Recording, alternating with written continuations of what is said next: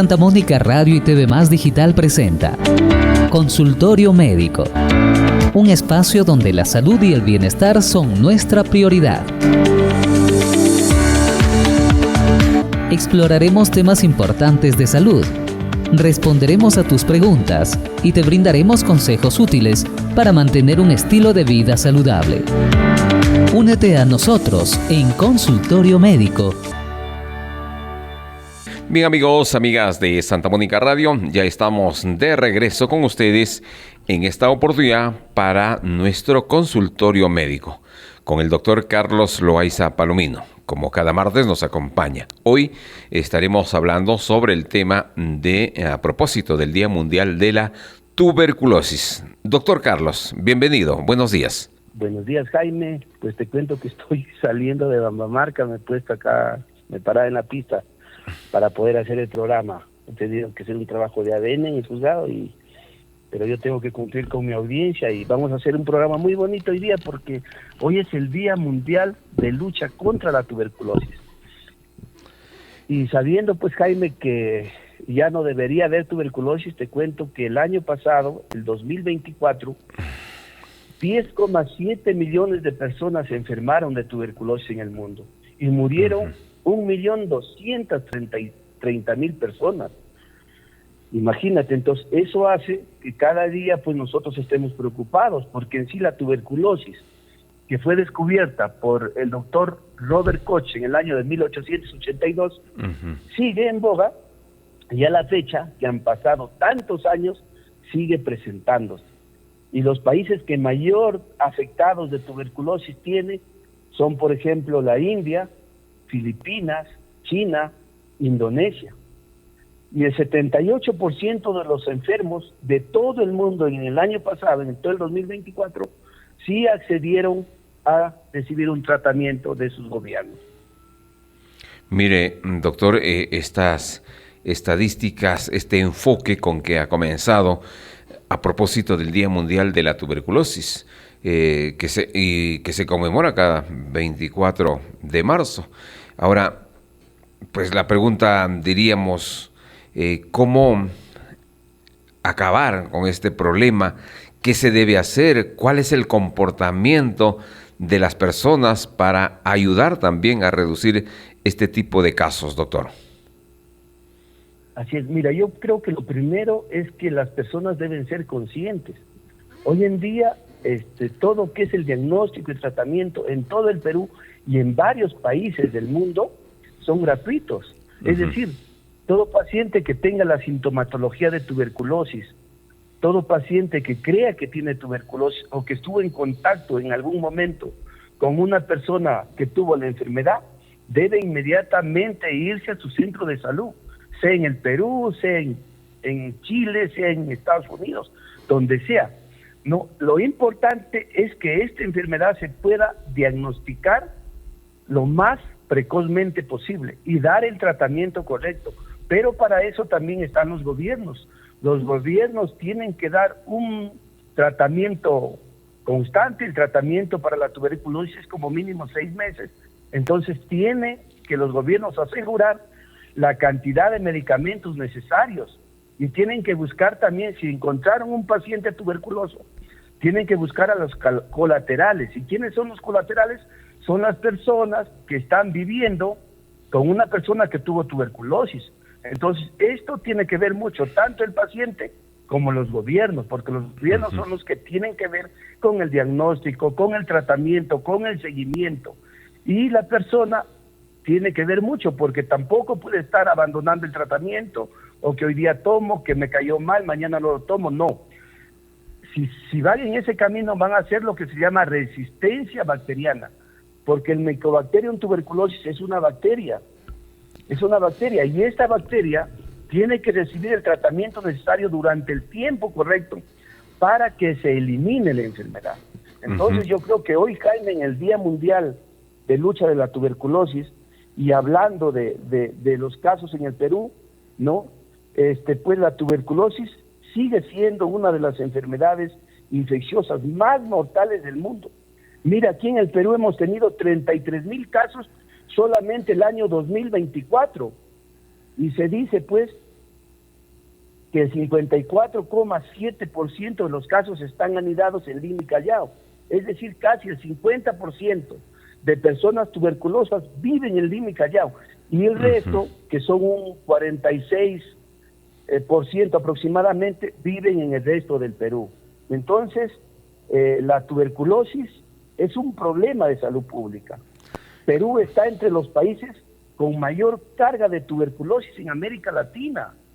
Entonces, yo creo que hay que tomarle conciencia a esta enfermedad que han pasado, mira, desde el año de 1882, que se descubre el Mycobacterium tuberculosis, que es el nombre científico de la bacteria que produce la enfermedad, a la fecha no se ha controlado en su totalidad.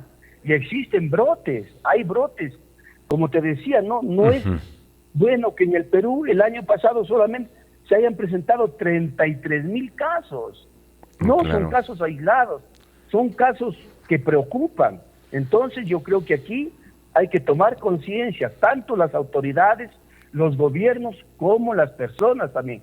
No solamente las instituciones son culpables, sino también las personas que abandonan el tratamiento, las personas que no se cuidan o las personas que, sabiendo que tienen una sintomatología de tuberculosis, pueden, no ayudan a buscar el diagnóstico preciso de su enfermedad. Bien, doctor, lo que usted nos dice entonces que la prevención y la detección temprana pueden convertirse en nuestros mejores aliados para enfrentar esta enfermedad. Así es, Jaime, eso es lo que se tiene que hacer. Mira, y hablando de la detección temprana, la tuberculosis no es solo pulmonar, tenemos también tuberculosis renal, tuberculosis miliar, tuberculosis a los huesos. Es decir, mira, se dice que el 85% de casos de tuberculosis es pulmonar. Es decir, el germen llega, se anida en los pulmones y empieza a hacer daño a nivel de los pulmones, empieza a hacer cráteres. Pero también, pasado el tiempo, esta entrada que debió morir en el pulmón pasa a la sangre y llega a los otros órganos. Es por eso que hay tuberculosis renal, es por eso que hay tuberculosis a nivel, digamos, de los huesos, a nivel de la sangre. Y una vez que llega ahí a otros órganos, queda latente y se reactiva o se activa. ¿En qué momento se activa? Cuando la inmunidad de la persona está baja, o cuando hay un proceso de desnutrición, o cuando existe una enfermedad como por ejemplo la diabetes, o una enfermedad como por ejemplo la anemia, o como el ser portador de HIV. Entonces, hay momentos en el que el organismo tiene un declive inmunológico, que puede ser por una enfermedad crónica, que puede ser por un problema de cáncer, por ejemplo. Entonces, en esos declives que uno tiene inmunológicos, aprovecha este germen. Y supongamos que este germen llegó a los pulmones y pasó al riñón. Se activa en un momento en que el organismo está pasando por un proceso de inmunidad deficiente. Es ahí donde se activa y se produce una tuberculosis renal, que no es común, pero que es peligroso y que hace que el paciente incluso pueda perder los riñones. Doctor, aquí vamos a hacer un enfoque en relación a este contraste que usted refiere, porque tenemos la industria farmacéutica, los equipos, en fin, pero a veces, como para nuestro país, sigue siendo una alta carga, es decir, es uno de los que mayormente carga con la tuberculosis. Así es. Como te decía, en América Latina somos el país con mayor carga de tuberculosis, en América Latina. Entonces, yo creo que aquí la tuberculosis sigue siendo, en el Perú, una enfermedad infecciosa mortal, y no solamente en el Perú, sino también en el mundo. ¿Que es prevenible y curable? Sí, ¿no? Que persisten problemas de diagnóstico también, y que muchas veces la gente abandona el tratamiento y por abandonar el tratamiento tiene recidivas de la enfermedad, repeticiones de la enfermedad, y eso no queremos que pase. Y ahí viene la famosa tuberculosis resistente, que no debe haber. Hay una tuberculosis resistente sencillamente porque el paciente no tomó el medicamento correcto o sencillamente abandonó el tratamiento. Entonces, cuando abandona el tratamiento el paciente, pues es peligroso. ¿Por qué? Porque sabemos que el tratamiento debe durar aproximadamente 6 meses o muchas veces más hasta que se negativice y no exista ya el Mycobacterium tuberculosis en su cuerpo. Y pues para el tratamiento sabemos que se utiliza 4 medicamentos que son de elección: la isoniazida, el etambutol, la piracinamida y el rifampicina. Entonces, estos medicamentos que se deben utilizar correctamente, muchas veces no se utiliza de la manera adecuada, y es por eso que el paciente hace resistencia, y al hacer resistencia, pues va a haber repeticiones de la enfermedad. Y ahí sí que tiene que hacerse los famosos cultivos bacterianos para ver cuál es el medicamento que puede aún combatir esta enfermedad. De lo contrario, el paciente puede llegar a morir.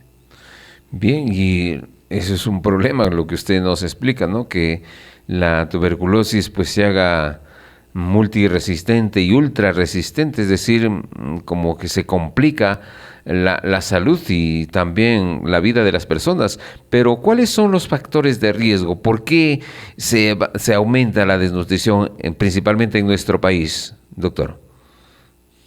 Mira, yo creo que todas las personas debemos tener un sistema inmunológico fuerte.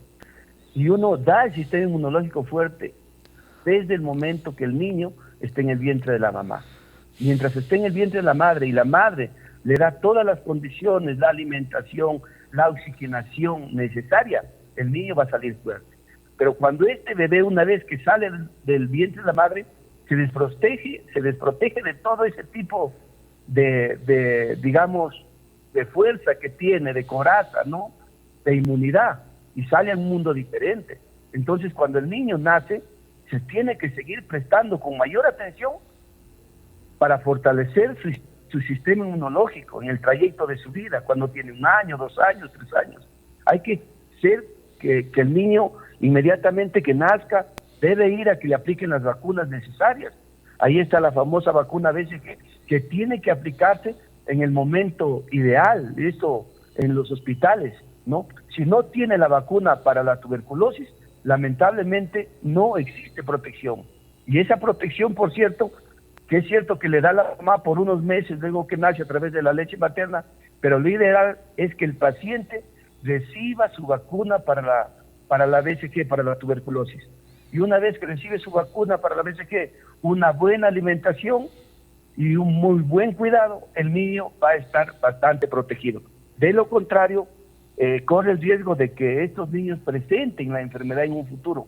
Cuando, por ejemplo, tienen un sistema inmunológico en declive, y hay un sistema inmunológico en declive, cuando uno está pasando por un proceso, te decía, de por ejemplo, portadores del HIV, incluso hay mujeres embarazadas que baja su inmunidad, las personas alcohólicas, por ejemplo, las personas que tienen una enfermedad de cáncer. Entonces, todo eso va a permitir que el sistema inmunológico disminuya, aprovechan muchos gérmenes para producir la infección, y dentro de ellos aprovecha el Mycobacterium tuberculosis y puede producir una invasión a nivel de los pulmones primeramente, porque el 85% de casos de tuberculosis se presenta a nivel pulmonar. Bien, doctor, y es bueno también que las campañas preventivas, las campañas de orientación en estos temas, pues deben estar empoderadas, no solamente, vamos a decir, en la ciudad, sino en las comunidades y donde se necesite para reducir este estigma, ¿no? Y mejorar una detención temprana. Así es. Mira, Jaime, yo trabajé en Tacabamba hace 3 décadas, por no decir 30 años, y había el programa de la tuberculosis, que existe hasta hoy, por cierto, y salíamos a buscar pacientes sintomáticos. ¿Y qué es un paciente sintomático? Es un paciente que tiene tos persistente por más de 2 semanas. Es decir, decíamos en ese momento y hasta la fecha, paciente que tiene tos por más de 2 semanas, lamentablemente es un paciente sintomático para la tuberculosis y hay que inmediatamente hacerle sus pruebas. Nosotros en ese tiempo le tomábamos la muestra por 3 veces y encontrábamos en muchos de los casos pacientes con Mycobacterium tuberculosis.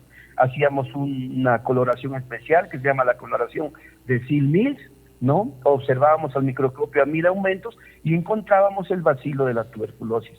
E inmediatamente se daba el tratamiento correcto. Entonces, cuando nosotros conversamos a través de la radio, de la televisión, hay que darles a los pacientes que todo paciente que tenga tos, que todo paciente que tenga flema, y a veces la flema va acompañada, por ejemplo, con sangre, en la noche que tenga sudoración, o la famosa sudoración nocturna, que se canse cuando camine, que tiene fiebre, de preferencia por las tardes, y que pierda peso cuando haya dolor de pecho y espalda, yo creo que inmediatamente hay que irse al centro de salud más cercano para descartar una tuberculosis.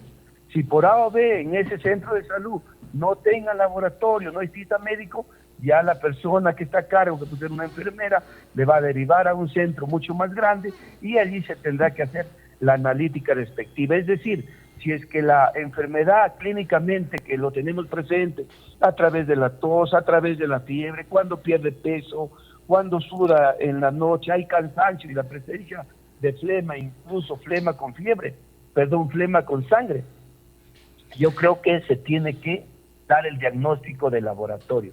Y el diagnóstico de laboratorio es analizar la muestra, ver la presencia del Mycobacterium tuberculosis. Observamos la bacteria, inmediatamente se hace el informe al médico y el médico iniciará muy rápidamente el tratamiento para la tuberculosis. Que no queda allí, que el tratamiento tiene que durar 6 meses y que la persona tiene que ser consciente de que si se demora en tratar el tratamiento, de que si salta el tratamiento, que un día tomó, el otro día no, va a ser un paciente que haga resistencia a esos fármacos. Y lo otro es de que el paciente pueda seguir agravándose y en algunos casos pueda hasta morir o fallecer. Bien, doctor, lo que vamos tratando y se nos lleva pues en la mente ver estos casos de gente contagiada de la tuberculosis y que pues esto se recuerda desde 1882, ¿no? Donde, como usted nos decía, el doctor Roberto Koch anunció este descubrimiento del bacilio de la tuberculosis y que hasta hoy y más aún en nuestro país. Pero también es bueno señalar por qué, vamos a decir, las consecuencias. El tema tiene que ver con la falta de calidad en atención en salud, temas sociales, económicos que se vinculan a la enfermedad, doctor Carlos. Claro, de hecho, mira, yo creo acá en Cajamarca somos el país con alto índice de anemia y alto índice de nutrición, siendo un país relativamente minero. Entonces yo creo que aquí hay una contradicción. Yo creo que se tiene que exigir, las autoridades del Estado Nacional tienen que exigir a todas esas empresas que vienen a explotar las minas y ayudar a salvaguardar la salud, que hagan una minería, por cierto, responsable, ¿no? La minería responsable siempre en otros países ha sido muy aceptada y también apoya mucho a través del canon minero que tenga que dar, pero la minería que no es responsable, que es irresponsable, debe salir también. Entonces, o la minería ilegal del lo otro, de igual manera, ¿no? Entonces, aquí hay esos factores. Lo otro es que los niños tienen que ser bien nutridos, de lo contrario van a estar expuestos a la tuberculosis.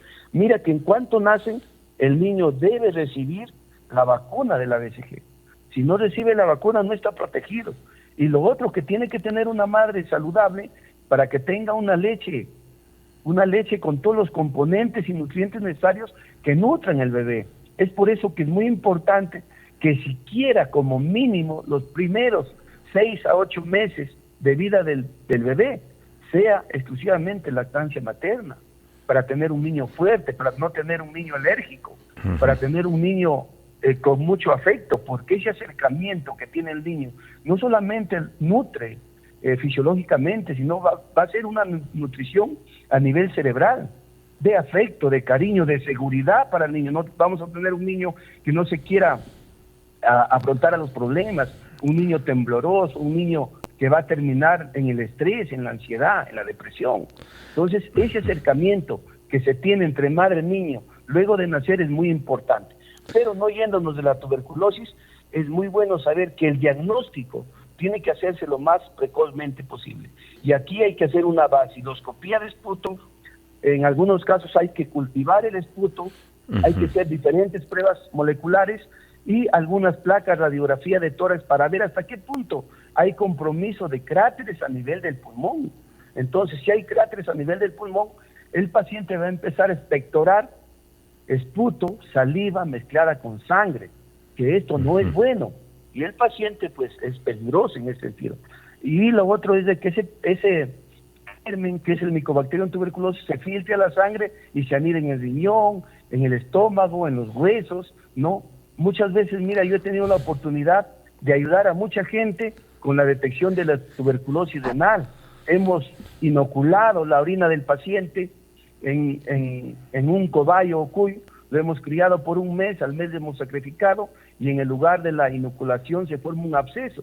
Este absceso está lleno de gérmenes que son los Mycobacterium tuberculosis, y con eso hemos ayudado a salvar los riñones de esos pacientes que tenían tuberculosis renal, no tuberculosis pulmonar, que se da en el 85%, sino hay un 15% que se da tuberculosis a los huesos, a la sangre, a los riñones, gástrica, al cerebro incluso, y a otros órganos. Entonces hemos ayudado a salvar estos riñones y el paciente ha tenido pues bastante mejoría, y de hecho el paciente ha llevado una vida normal. Para esto es la investigación, para esto es la ciencia, y nosotros siempre desde la radio, siempre con ciencia, siempre con evidencia, y haciendo todas las cosas de la mejor manera.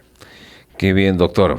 Usted pues poniendo énfasis sobre todo a cómo debemos encarar, cómo debemos enfrentar todos estos temas que se relacionan con un tema que preocupa porque va en incremento, y más aún con los temas sociales, económicos, como usted nos ha dicho. Ojalá que pues se ponga siempre de relieve los desafíos actuales, y para recordar el impacto que la tuberculosis sigue teniendo en comunidades vulnerables. Bueno, son datos que a veces también vienen desde los organismos internacionales, pero que lo tratamos aquí en Santa Mónica Radio. Doctor Carlos, gracias, un abrazo y será hasta nuestro próximo programa.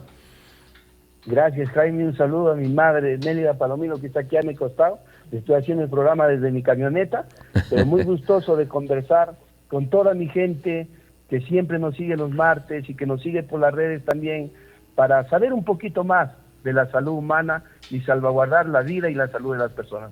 Un abrazo, querido Jaime, hasta el martes. Igual manera, para usted y para su querida madre, que están juntos ahí, y hay que hacer un alto de donde sea, mientras la tecnología nos facilite. Gracias por estar en el programa. Saludos.